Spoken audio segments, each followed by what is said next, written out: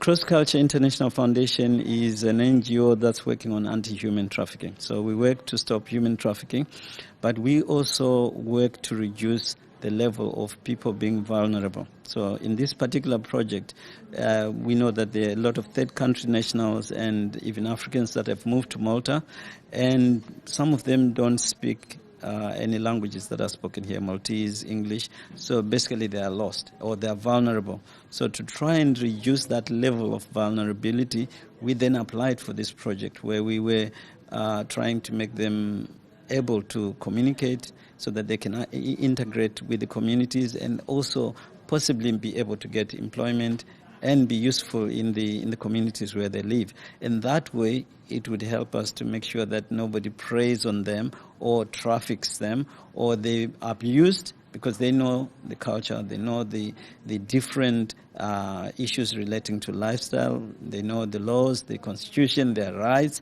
So those basic human rights and issues that they need to know, I think was very important for us. So the project was really, it was funded by AMIF, which is Asylum and Migration Fund under the EU, and co-funded by MID, which is Ministry of Education.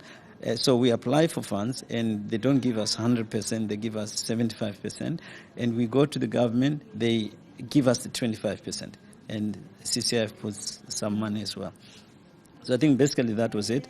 And we hired teachers, people that are qualified to be able to train. So we're a teacher on cultural orientation, and Tendi came in teaching English. So basically that's what we do. And besides that, we work on, in terms of human trafficking, we work on preventative awareness, advocacy, training, education, and we're moving into investigation of cases, handing them to the police to ensure that any people that are trafficked are set free or they get help. Our role is to, if we identify victims, we then lead the information to the police, who investigates because they're empowered to investigate.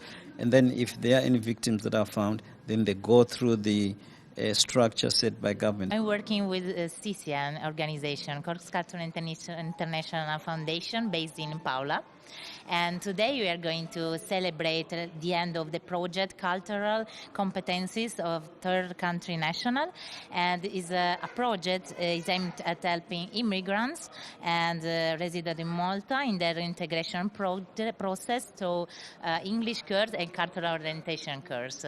So today we are going to celebrate the end of the project, giving them the certificate. We are very proud to hand out this type of project. Was very successful. We had a lot of migrants, a lot of participants, and we hope that they improve their skills in both English and how to stay in Malta, how to we hope that it will be useful for them to get a job later on. خد الكورس عش vera nixtieq nattendi multicultural courses, multi-English for courses for foreigners, for li ħallini iktar nattendi dal course għax nawel net multi different culture people.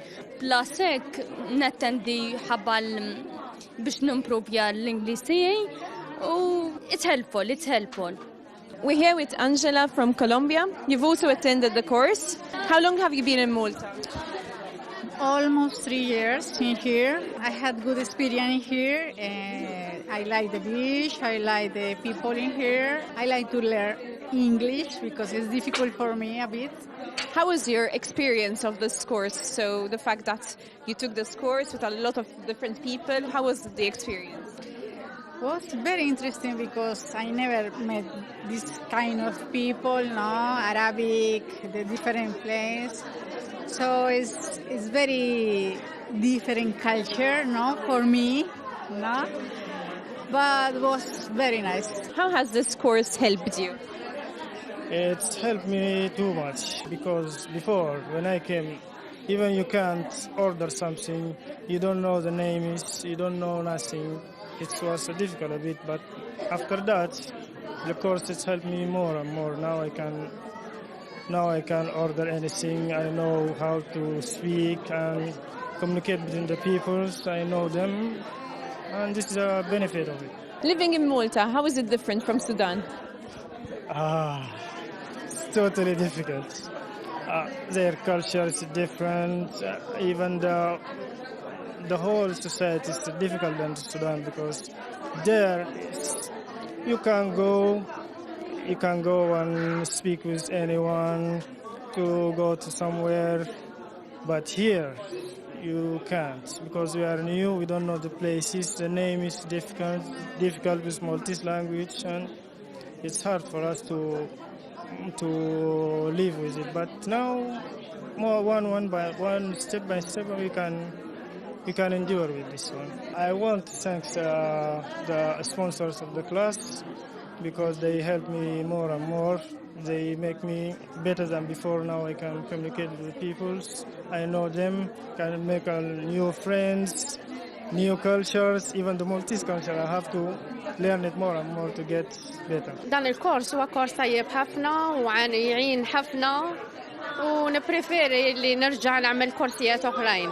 Fil-culture tgħallimna ħafna affarijiet, per eżempju differenza bejn il-Kristjani u l-Mużilmani. Kif tħoss li bdilt mill-bidu li ġejt sa issa? Hija fil-bidu ngħidlek il-verità kienet diffiċli, imma tidraha ma' żmien tidraha. Għax biex meta tgħixi mingħajr il-familja tiegħek bgħida dik iktar ħaġa diffiċli għalija. Imma ma' żmien tidraha meta jkollok ħbieb u tibda toħroġ barra u tikkomunika man-nies. Tinsa ftit. Jena nishtaq ngħid lin-nies li ma jarfux jitkellmu bl-Ingliż biex jagħmlu korsijiet u jitgħallmu għax learn English, it's very important in our daily life. Important for me, the culture of Malta. I took a lot of the courses of the culture of Malta and improve my language, English, to encourage myself for the job, for the connected mention with the people.